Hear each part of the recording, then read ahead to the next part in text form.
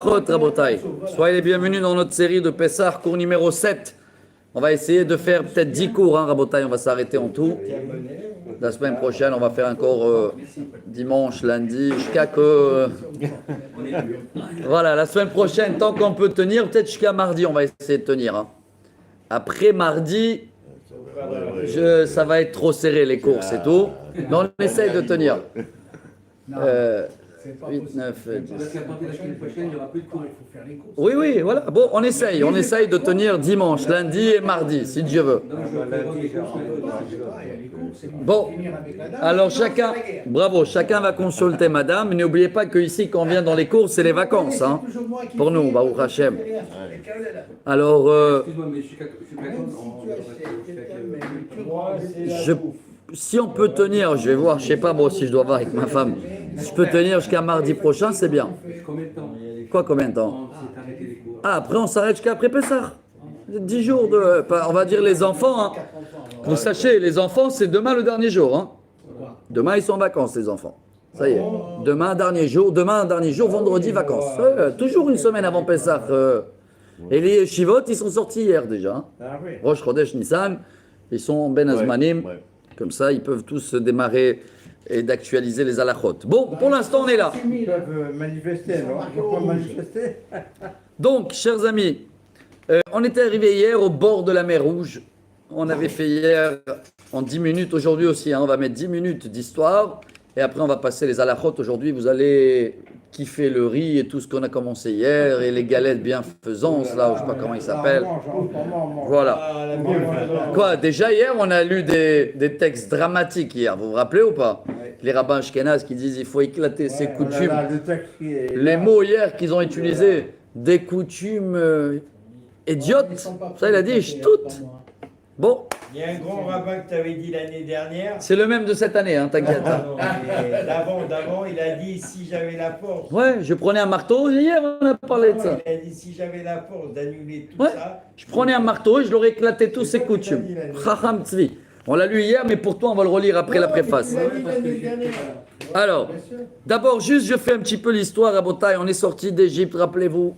C'était un jeudi, l'après-midi. 3 millions de personnes, il y a 3336 ans, chacun avec 90 ânes remplis de marchandises, 55 enfants en moyenne. Et ils avaient tous la pâte sur les épaules ou sur la tête. Et on avait même lu la Midrash que la pâte, elle a été cuite par le soleil. Hein. C'était ça les galettes, hein, selon la Midrash. Ouais. Ils n'avaient pas de feu, oui, ils n'avaient pas de four. En tous les cas, ce qui est sûr, c'est qu'ils n'avaient pas le temps maintenant de préparer le pain parce qu'ils étaient en train de marcher rapidement. Mais le fait d'attendre que le soleil cuit, là, est-ce que la pâte ne devient pas ramette? Alors, de là, c'est très beau, ça, j'ai réfléchi à ça hier. Mais comme ils étaient en mouvement, et on sait que tant que tu travailles la pâte toujours sans lâcher, voilà, donc elle ne devient pas Hametz, Razak. Alors, ils marchent, 7 jours ils fuient, et ils arrivent le 7e jour de Pessah, au bord de la mer Rouge. Voilà, on est arrivé, page 61. Alors, il y a ici des midrash incroyables, chers amis. C'est que, tu sais, après 7 jours que tu marches, et d'un coup, tu as l'espoir au début, et tu arrives devant une mer, et tu retournes derrière, Ve'ine Mitzrayim nosea acharehem, et les Égyptiens, ils arrivent. Et tout le film revient maintenant, comme quoi, on est sorti pour rien. On mange des galettes, il y a la mer, on y va où? Et Moshe, c'est où les promesses? Ils croyaient arriver tout de suite. Tu vas en vacances, tu sais que c'est, là en ce moment, si tu vas aller à, je sais pas où, en Europe, tu sais que l'aéroport, contrôle des passeports, les valises, tu sais que c'est compliqué. Mais tu sais qu'au moins, à la fin de la journée, aller en Amérique, tu vas arriver après un jour. Mais essaye de traîner 3-4 jours à l'aéroport quand on te dit, on ne sait pas quand il y a une vol et tout. Tu craques. Là aussi, il craque, chers amis. Hein. Je vous fais les midrash. Hein. Sans hiver, l'avion n'est pas prêt. Ils ont découvert qu'il y avait un problème.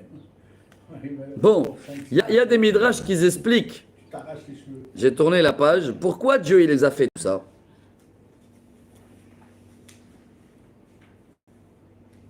Alors, le midrash il raconte que quand on est sorti d'Égypte, à Aza, Ashkelon Vechol Eretz Pelishtim, ils ont tous préparé une très très grande guerre contre nous. Voilà, On devait rentrer, hein, ça devait durer une semaine. Hein. c'est un Malek. Trajet, on arrive, c'est rien quoi. Égypte, une semaine de marche.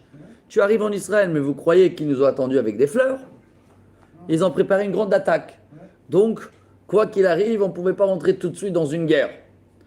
D'un autre côté, chers amis, même si Dieu, il aurait fait des miracles et il n'y aurait pas eu des guerres, et on aurait tous rentré après une semaine, il dit le Midrash, Dieu il dit comme ça. Imani molich et Israël, kol akava letova. Je suis en bas, 62 chez moi. Si j'amène le peuple Maher, alors tout le monde, ils vont vite construire leur maison.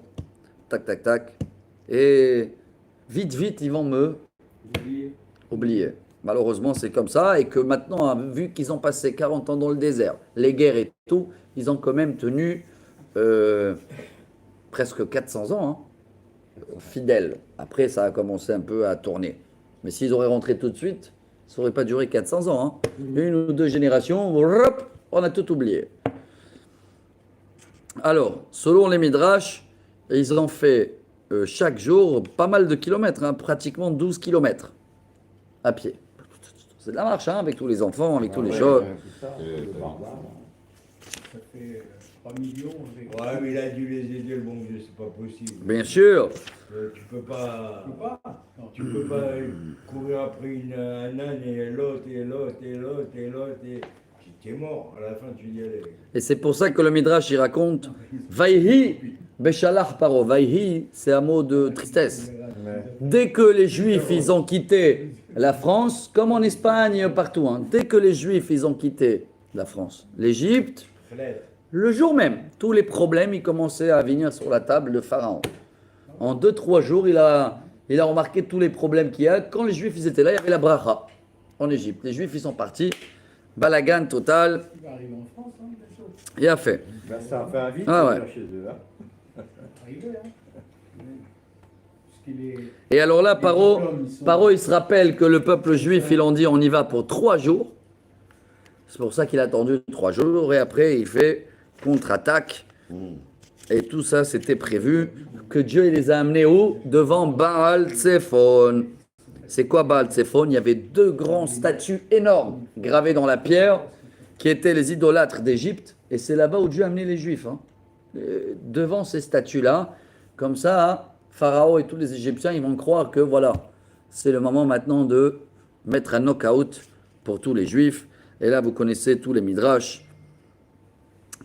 Quand le peuple d'Israël, ils ont vu les Égyptiens derrière, la mer devant, le désert sur les côtés, il y avait 4 groupes, chers amis. Hein.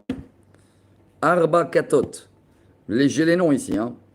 Reuven, Shimon et Issachar. Ils ont dit, allez, on saute dans la mer.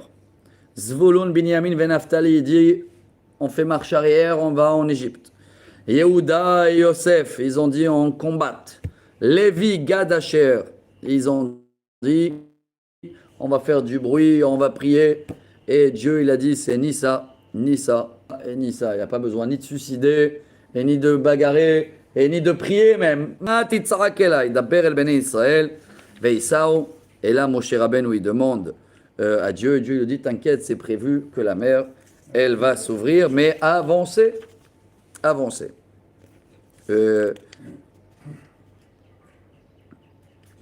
Ayamra, Vayanos, tatata. Bon, il y a ici tellement des belles histoires que la mer, elle ne veut pas s'ouvrir. Vous vous rappelez un peu de tout ça? Vous connaissez tous ces midrash. Hein?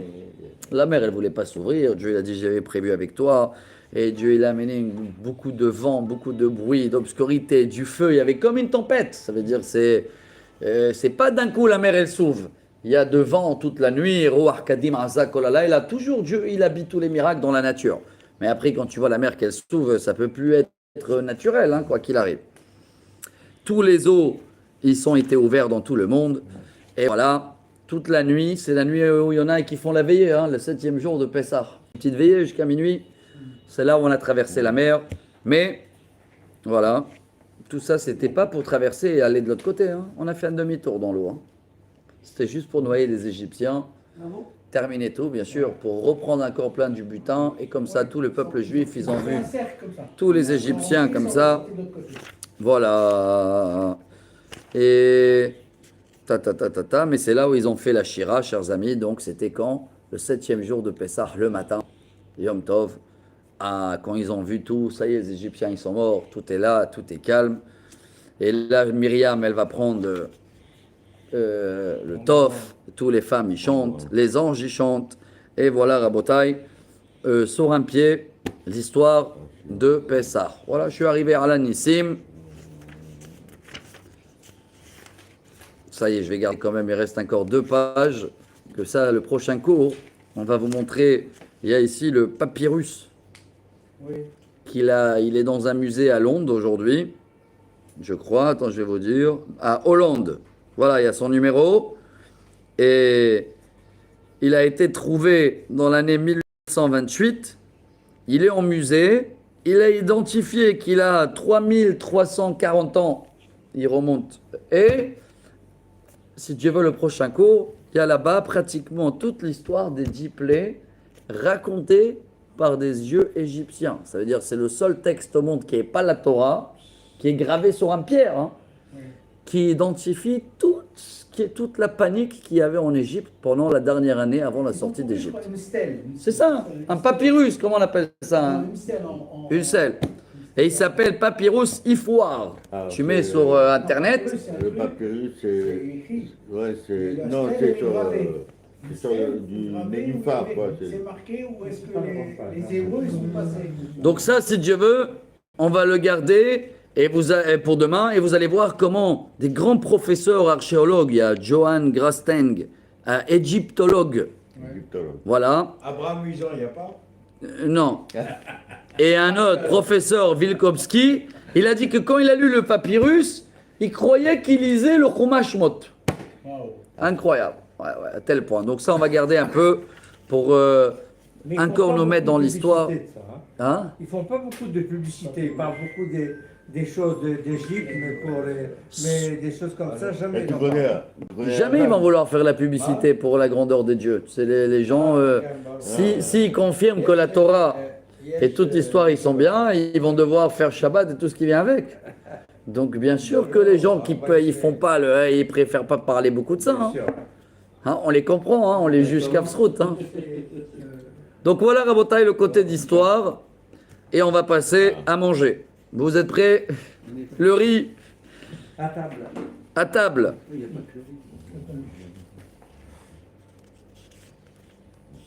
Alors, on avait fini hier tout. Non, il nous restait la galette bienfaisance. Oui, là, il a fait le tour du monde, hein. Ce riz. Il a fait trembler Qui c'est? le riz. Le riz, voilà. Bon, allez, je vous fais le résumé. Page 100 chez moi. Ouais. Kashrut HaMitzrachim BePesach. Je fais un petit résumé de le cours d'hier et on termine le sujet aussi. Après, on était à la plage 114. Ouais. non T'es un Marocain, toi, tu en manges pas. Asher, il mange que sa femme cuisine aussi, non? Ta femme, elle fait quoi? Le riz. Tu manges pas.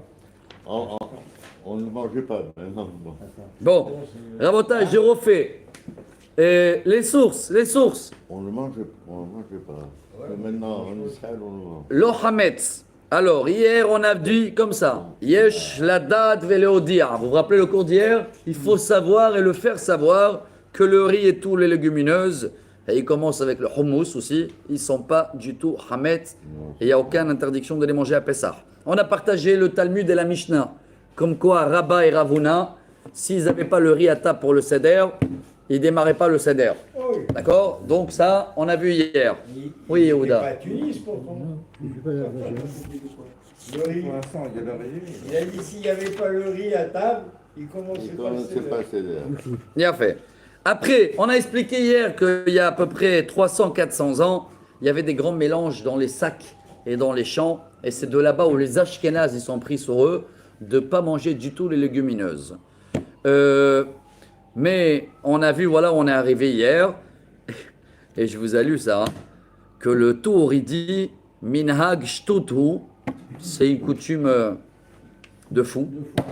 Et le Hacham Tzvi, grand rabbin ashkénaze en Hongrie il y a 300 ans, il dit dommage, Imaya li koar, je vous dis mot à mot, si j'avais de la force, Haïti mevatel la minag garoua alaz, j'aurais annulé cette coutume mauvaise, garoua. Mais on a compris que si tu es Ashkenaz, tu restes avec tes coutumes. Par contre, si tu es séfarade, marocain ou tunisien, et tu es arrivé en Israël, voilà. Minagé Chutz Laaretz. Il y a des communautés comme ça, il dit Rav Ovadia Yosef. Maroc, il te dit. Shelo achlou ze oze aval she'alou le'eretz Israël. Quand vous avez fait l'aliyah, Rachaim leshanot miminagam velechol kitniot lelo atara. Ça veut dire quoi? Tu viens ici, tu t'adaptes à les lois du pays et tu peux tout manger ici, tous les légumineuses, tout, inclus le riz et les pois chiches et tout, sans faire même annulation de vœux. Maintenant, si tu n'es pas au Hadash, tu habites là, mais tu viens d'écouter ce cours et ça fait 20 ans que tu habites là, alors pour la bonne conscience, fais la Tarat Nedarim avant Pessah, attrape 3 personnes, tu fais annulation de vœux et Shalom à l'Israël, voilà. Et même si tu ne l'as pas fait, si tu ne l'as pas fait avant Pessah, si tu as fait un Atarat Nedarim avant Rosh Hashanah, tu as fait avant Kippour, oui ou non? Même celui-là, il est valable pour t'annuler. Mais si tu n'en manges pas des pois chiches et du riz, c'est pas grave. Ah non, il n'y a pas de grave, personne ne t'oblige de manger le riz et le pois chiche. D'accord? Mais par contre, le cours d'aujourd'hui nous sert à arrêter de dire à les gens ah non, moi je suis strict, t'es pas strict du tout. Que tu le manges pas, ça ne s'appelle pas d'être strict, hein, c'est ce qu'on a vu. Hein. C'est pas du tout une khumra, hein. C'est une coutume, t'es coincé avec. Bravo. Non, parce que je crois qu'avant, il y a le blé. Tu comprends? Là, ils étaient mélangés. Ouais, C'est tout. ouais. Aujourd'hui, il n'y a plus de problème. Tu comprends? C'est pour faire plaisir à papa. C'est tout. Bien fait. Maintenant, ici, il amène quelque chose, vous n'avez pas dans les anciennes versions. Mais il raconte ici, l'année dernière, je crois qu'on avait beaucoup parlé de la lettre de Rabbi Yosef Machash, grand rabbin de Maknas. Ah, mais ça. Ouais, mais ça. Et il raconte qu'il y avait un rabbin ashkénaze qui est venu en Maroc. Vous connaissez l'histoire avec ce rabbin ashkénaze, hein? Il a mal atterri là-bas dans les villes parce qu'il a essayé de changer certaines choses. Voilà. Et comme il avait beaucoup de jeunes à la yeshiva, et il les a enseigné les achot ashkénazes. Voilà. Et après, dans les années 50, Chabad, ils sont venus et ils ont... Hein, tout de suite, le tribunal de Casablanca, ils ont dit, écoutez, on vous respecte, mais attention de se mêler de nos coutumes. Comme ça, ils les ont dit. Et voilà, ça, c'est l'histoire marocaine. Après, il amène le Rav Yoshua à Maman. C'est exactement ça que j'ai fait les premières années. Et qu'il a dit que là-bas aussi, les femmes à l'époque, ils allumaient les bougies et après, ils faisaient les bénédictions au Maroc. Ah, ouais, Voilà, grand sujet. On continue Voilà. de le faire parce qu'on a regardé. Ah oui, ma femme fait comme ça. Hein. Hein, comme ça. Elle ne veut pas changer. Hein. Ouais. À Tunis, hein, Ouais. Bravo. Pinson. Hein? Rav Pinson, c'était un Ashkenaz. Et c'est le Rav Hatat qui est le directeur. Et il te dit comme ça, regardez, dernière écriture, c'est très beau. C'est une lettre qu'il a envoyée Rav Raphaël Baruch Toledano. Ah, C'était le Rav Arashi et Av Beddin en Maroc. Il a envoyé à Rav Ovadia Yosef, je vous fais le résumé. Bonjour, cher grand rabbin d'Israël, on a reçu vos livres, et je vais vous annoncer qu'on a eu beaucoup des problèmes des rabbins ashkénazes qui ont enseigné chez nous au Maroc, selon le livre de Rav Gutzfreund, là, Shulchan Aruch, c'est le même qu'ils ont enseigné en France. Ça veut dire qu'il y avait beaucoup des coutumes ashkénazes, même les juifs francophones de France sont venus, et même déjà au Maroc. Alors il te dit comme ça. Et je voulais faire moi un livre, mais j'ai vu le livre que maintenant vous avez fait, vous, Rav Ovadia Yosef. Merci de nous envoyer beaucoup plus de livres pour pouvoir remettre les règles séfarades selon le Shulchan Aruch. Donc il y a beaucoup de mélange aussi des coutumes ashkénazes et tout dans le chemin. Il y avait un manque aussi de séfarades. Ouais. Bah oui. En France, on a étudié avec le rabbi. Bon, maintenant, Du rabbi. si quelqu'un il s'est marié, on va dire il s'est marié, les parents, ils n'ont jamais mangé des kitniot. Ça, il a dit Abraham hier. Hein. Quelqu'un, ses parents, ils n'ont jamais mangé de kitniot. Maintenant, il se marie. Il peut commencer à manger de kitniot? Bien sûr. Mais si le papa, Minageav, le papa, il dit à mon fils, je veux que tu me respectes. Je te donne un ordre de ne pas manger le riz et les kitniot. Aben, eno chayav lishmo ale aviv. C'est une halakha. Il n'y a pas de respect des parents dans ce domaine. Si le père, il va se vexer et tout, d'avoir un psychologue, pas un rabbin. Hein. Non, mais bon. Je vous lis. Pardon. Pas faire. On dit que si le C'est vrai. Mais qui le fait gentiment. te disent de transgresser, Ouais. tu les écoutes pas, d'accord. Mais s'ils te disent de respecter une coutume. Oui, mais de pourquoi pas respecter. les Mais c'est une respecter? coutume qu'on a vue. Ah, hier, tu n'étais pas là, cher. On a vu. Si tu vas au marché maintenant, et tu vas voir dans le marché, il y a un orange d'Israël, un orange de Maroc, un orange de France et un orange algérien. Tu vas acheter lequel? Israélien. Israélien. Bien sûr. Alors pourquoi dans les oranges on accepte la richesse d'Israël, Ah ouais. mais dans les coutumes, on reste avec les coutumes marocains, tunisiens, que quand on est venu en Israël, c'est la règle, c'est ce qui te dit. En Israël, jamais ils n'ont pas mangé du riz et des légumineuses. Donc même si on avait des coutumes maintenant, si quelqu'un veut rester avec ses coutumes, très bien, mais il ne peut pas imposer à son fils. C'est incroyable, hein, c'est la halakha. Maintenant, on demande au fils gentiment. Ils sont un peu obtus. Oui, donc s'il y a des parents qui sont, j'espère qu'eux, ils ont écouté le cours. Le cours, il n'est pas pour les enfants qui viennent demain et disent papa, je t'écoute plus. Non. Ah, il te dit, Yasbir le'aviv ben nachad veneimut. Il explique à son père gentiment. Il envoie le cours. Il dit papa, on est venu en Israël. Comme notre mode de vie il a changé. En Israël, tu changes tout. Ta façon de penser, ton compte banque, tout est différent en Israël. Eh bien, il faut s'adapter à les nouveaux coutumes israéliens. Mais si tu peux pas, c'est pas grave de rester sans riz et pois chiches, mais n'impose pas. Voilà le but du cours aujourd'hui. Hein. N'impose pas à tes enfants, continue des coutumes que c'est fini. C'est fini, on est en Israël. Encore, si on aurait été aujourd'hui en Tunisie, alors on aurait gardé des coutumes tunisiennes. Ça vient un petit peu du rabbinat parce que au départ, il aurait dû faire le rabbinat un livre pour tout le monde, pour tous les Israéliens, et pas un livre marocain, un livre machin, un livre truc, Non. et tout le monde. Chacun amène ses coutumes. Hein. Non, on revient à ce qu'il a dit Rav, c'est-à-dire à revenir à un seul truc d'Israël. Ouais, mais n'oubliez pas, hein, c'est une halakha incroyable. Il y a beaucoup qui me demandent cette question-là et je vous allie ce qu'il dit Rav Ovadia Yosef. Ça veut dire que le papa ne peut pas imposer au fils et le fils n'est pas obligé d'écouter le père dans ces coutumes-là. Je ne parle pas dans des autres sujets et je ne parle pas quand c'est une halakha. Mais quand le Shulchan Aruch il t'autorise quelque chose, Shulchan Aruch, papa, tu ne peux pas interdire ça à ton fils. C'est le Shulchan Aruch qui l'autorise, c'est ce que tu veux. Alors, pour ne pas blesser son père, il dit oui et puis il ne fait pas. Bravo. Alors il le dit, bien sûr qu'il va le faire avec beaucoup de respect, beaucoup de diplomatique, comme ça on va dire, et du respect. Bon, une femme ashkénaze qu'elle est mariée à une séfarade, même si toute sa vie elle a grandi sans légumineuses à Pessah, aucun problème, elle adapte les lois de son mari et elle peut faire tous les coutumes, là il te dit ici, séfarade. Et vice-versa. Et si c'est l'inverse, attention, même là il te dit, attention madame, hein, ne sois pas strict parce que ça fait problème de shalom bayit. Hein. Attention madame, hein, si tu es ashkénaze, tu te maries avec séfarade, tu dois respecter le Pessah de ton mari et donc tu fais tout ce qu'il a envie. Et l'inverse. L'inverse tout de Elle suite. a même appris Et l'inverse à aussi. faire l'appel. Une femme sfaradite, qu'elle est mariée à ashkénaze, tu cuisines pas dans la maison ni de légumineuses et ni du riz. Par contre, quand elle va visiter les parents, elle fait ce qu'elle veut, la femme. Incroyable, hein? Chez ses parents, elle mange tout. À la maison, chez elle, tu respectes ton mari, tu cuisines pas. Mais il y a une autre halakha. N'oubliez pas, il n'y a aucun problème. Un ashkénaze, pour cuisiner à des séfarades, des légumineuses et du riz, tout ça. Hein. Attention, hein, c'est pas hametz, hein. D'accord, non, c'est un ashkénaze, il va voir légumineuse. Hametz, c'est pas hametz. Donc un ashkénaze peut cuisiner pour un séfarade sans problème. Il y a eu ça chez le rabbi. Hein. Il peut Il cuisiner leur a fait du riz. chez lui. Même chez lui, bien femme. sûr. Bien sûr, ça rend pas les Kelly. Non, bien sûr, ça ne rend pas les mais dans son esprit à lui, c'est peut-être. Non, je sais pas. non, hein. non, Non. non. Moi, On le fait confiance qu'il va pas plonger dans le riz. Il va pas. Il va peut-être J'ai goûter. quelque chose de très Il est grave, merde, quand c'est même. bon. Quelqu'un qui m'a dit, quelqu'un de très machin, que si on ne respecte pas les coutumes de nos parents, c'est comme si on les enterrait.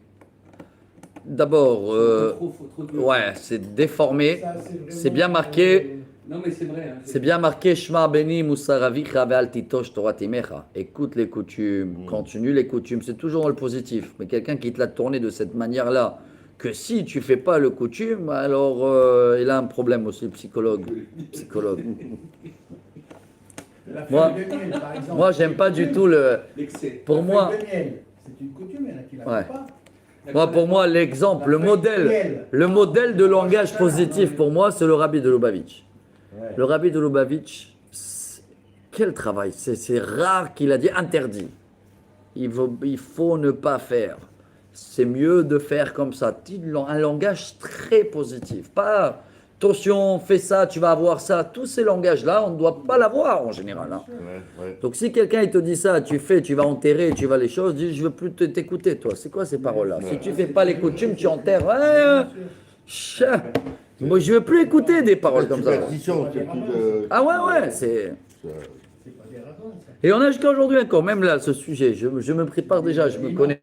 Shabbat, quand je vais faire les cours, il y en a un ou deux. C'est Hametz, il se lève, tac, allô, calme-toi, Rabbi. Bon, après, donc, un Ashkenaz, C'est malheureux, c'est trop. ces choses. si tu invites un Ashkenaz chez toi à table, Ah oui, tu peux. voilà, d'abord, respecte-le et fais-le un plat sans kitniot. Mais lui, il n'a pas de problème de manger tout ce qui a été fait, même si dans la même marmite, j'ai fait le riz. Et après le riz, j'ai fait ces pois chiches, c'est pas les pois chiches, ces pommes de terre. Il n'y a aucun problème, c'est pas du hamet, ça reste des coutumes. N'oubliez pas. Voilà. Dernière halakha aussi, c'est le riz, pour ceux-là qui le mangent. Il te dit comme ça. Il y avait des femmes, je me rappelle à l'époque, ma mère aussi, hein, je ne sais pas si elle le fait toujours, hein, 7 fois elle vérifiait le riz. Oui, avant, c'était- Oui, mais après, ils ont avancé un peu dans l'étude, c'est diminué à 3 fois. Et maintenant, chères mesdames, voilà la bonne nouvelle, je vous lis, grand rabbin d'Israël, une seule fois. Maspik. Et on peut le vérifier même pendant Pessah. Il n'y a plus de problème. Moi, j'ai jamais vu une graine de blé dans le riz. Bon, je le trie jamais. Hein. Allez. C'est pas bien, ça. Hazak, Rabotai, on a fini ce sujet, on l'a bien compris. Chaque année qu'on avance dans ça, ça nous ouvre l'esprit encore plus.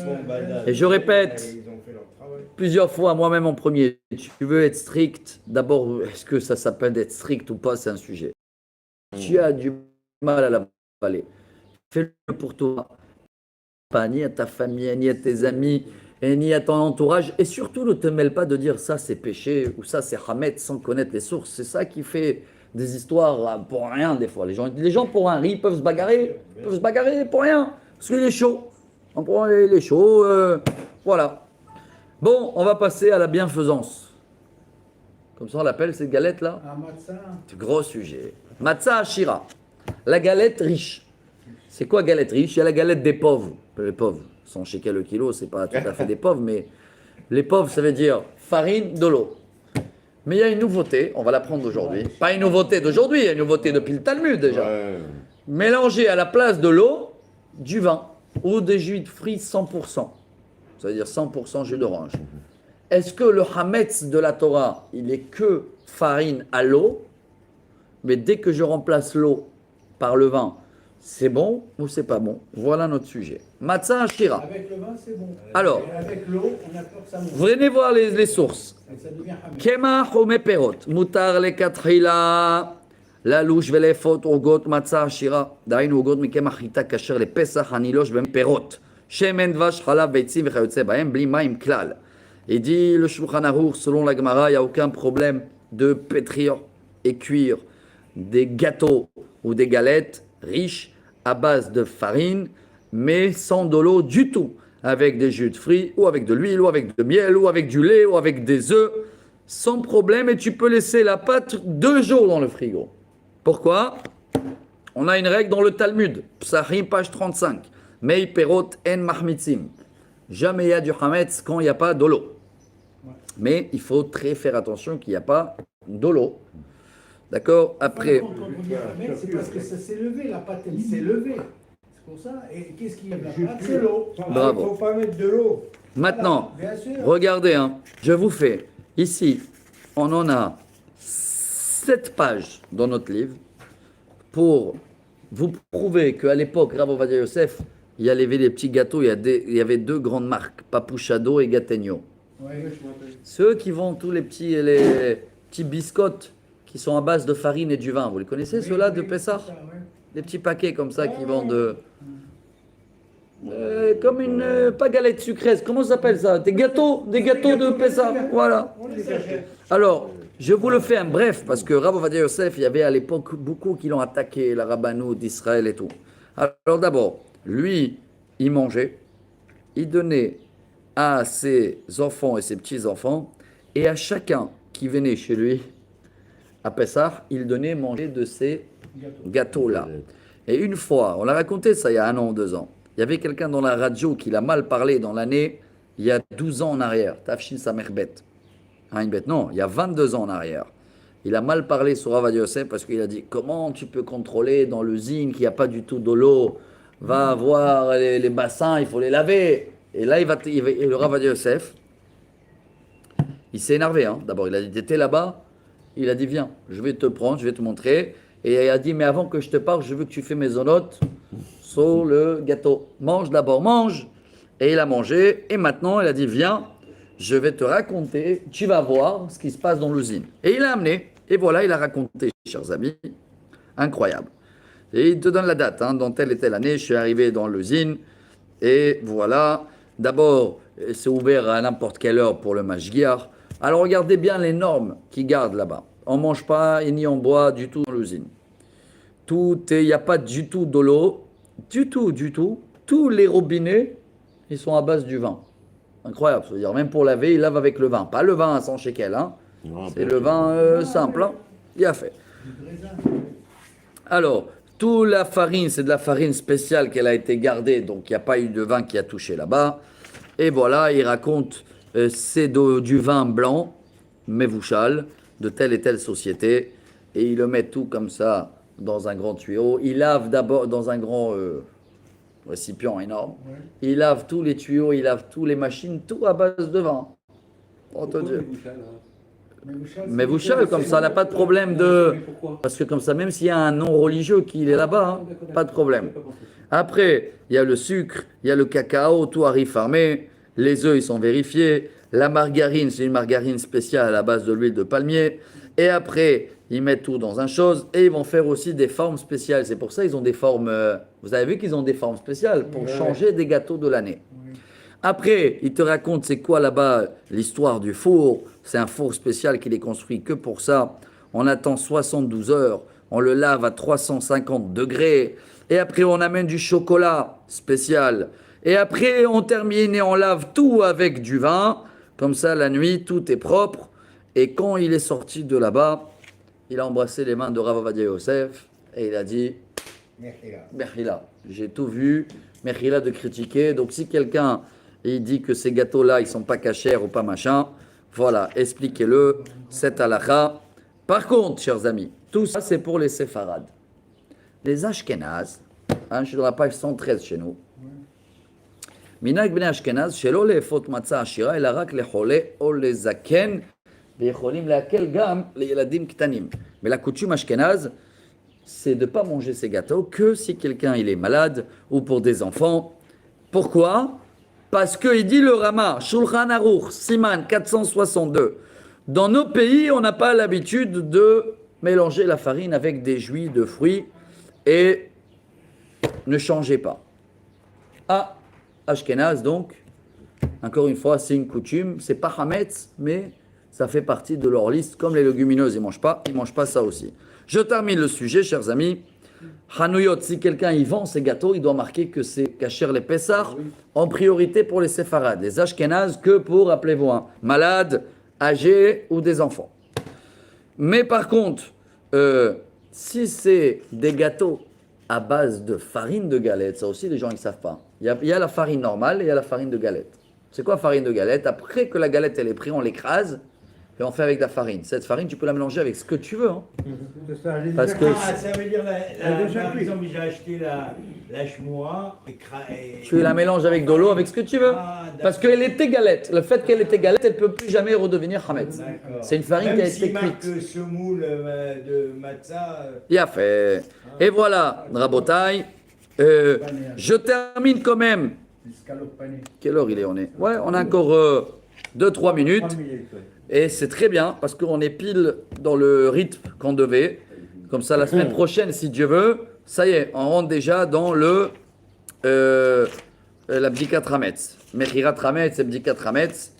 Donc, je termine avec ce sujet qu'on l'a déjà vu, page 114 chez moi. C'est faire attention de ne pas acheter des pistaches et des glibettes et tout ça qui est ouvert sans le tampon parce que des fois, ils collent le sel avec de la farine. Bravo. Les fruits secs, pareil. Il faut acheter que farmé parce que quand tu achètes des figues sèches, des fois, ils mettent de la farine pour pas qu'ils collent. Après, on a vu que tout ce qui est les parfums, les produits de maquillage, les produits de ménage, tout ça, il n'y a pas besoin du tout cacher les Pessah. Un chien, il ne va pas les manger. On a vu que même un dentifrice, il n'y a pas besoin. D'accord? Sauf si il a un goût spécial des enfants, qu'elle a un goût de fraise. Mais même un goût de dentifrice et Floride, il n'y a pas besoin. Mais bon, c'est mieux de l'avoir, ça coûte 5 shekels. Et dernier sujet, très important, chers amis, je vais le répéter parce qu'il y a eu encore des questions dessus. Les médicaments, tous les médicaments habituels que quelqu'un doit les prendre, que c'est important pour sa santé, il n'y a pas besoin du tout cacher les Pessah, sauf s'il y a un goût à ces médicaments-là. Ça veut dire quoi un goût? C'est un bonbon de la gorge, c'est un sirop. Là, quand il y a un goût et tu profites, il faut aller voir si c'est cacher les Pessah, il y a une liste. Mais tous les autres, il n'y a pas obligation de se prendre la tête. Et voilà, je termine avec le ménage, comme ça on se prend moins la tête. Alors, tout le monde nettoie toute la maison en ce moment. Il dit ici, mesdames, même si vous faites beaucoup de travail, n'oubliez pas la poussière et pas Hametz. Des fois, la femme, elle fait trop et après, elle se met en colère, manque de patience et boum, boum, boum dans la maison. Ça aussi, ça sert à rien. Benoam. Et d'un autre côté, ça c'était pour mesdames, maintenant pour nous, messieurs, le Rambam il dit que l'homme doit aider sa femme, surtout avant Pessah. Et s'il n'a pas le temps et il a de l'argent, et ben qu'il paye une femme de ménage, qui se débrouille, et il est obligé de l'aider. Ça, aime ton prochain comme toi-même, commence d'abord avec ta femme, hein. Bravo. Et après, il te dit que même s'il amène des employés ou une femme de ménage ou machin, même eux, il faut les respecter, hein. Pas leur dire parce que tu l'as pris pour 10 heures et elle a fini après 8 heures, alors tu lui dis, bon, on va aller refaire le parterre. Il y a un respect à avoir. Même s'ils ne sont pas juifs ou machin, il a fait. Dernier détail, les livres, on n'est pas obligé de les vérifier aussi, hein, il te dit. Hein. D'accord? Pourquoi? Même s'il y a là-bas une miette, elle est moins que Kazaït. Si c'était une miette de Kazaït, le livre, il ne se ferme pas. D'accord? Et c'est annulé, c'est sec. Donc il n'y a pas besoin maintenant de faire tous les livres de la bibliothèque. Mesdames, voilà, je vous tranquillise. Très bien. Sauf les Birkat Amazon. Ah oui. Ceux-là, il vaut mieux de les laver ou de les changer. Dernier sujet avant la Bdikat Hametz, avant la Mechirat Hametz, c'est le mélange de tout ce qui est pour les poissons, on a vu, hein, les coques ou les machins, tout ce qui est immangeable pour un être humain. Il y en a des gens, ceux-là qui ont des chats ou des chiens, ils achètent de la nourriture spéciale chien et tout. Pas besoin de vérifier que c'est caché les Pessah. Parce que c'est immangeable pour les êtres humains. Hein. D'accord? Voilà. Et voilà, même une confiture, bon, on avait vu ça la dernière fois. Une confiture de hétrog, en exemple, que tu as fait à Sukkot, dans un instant, c'est le Hametz, tu peux la manger à Pessah. Pourquoi? Ça s'annule dans 60, n'oubliez pas ce sujet-là. Tout ce qui est fait avant Pessah. Voilà, tout ce qui est fait avant Pessah, il s'annule dans 60. Pendant Pessah, le Hametz s'annule jamais. Donc ça aussi, il faut connaître un petit peu les règles. Et voilà, Rabotai, on est arrivé à la vente du Hametz. Et excellente journée à tous. Baruch Adonai, Olam, Amen, Amen. Essuie tout et tout ça, il faut acheter Meusha.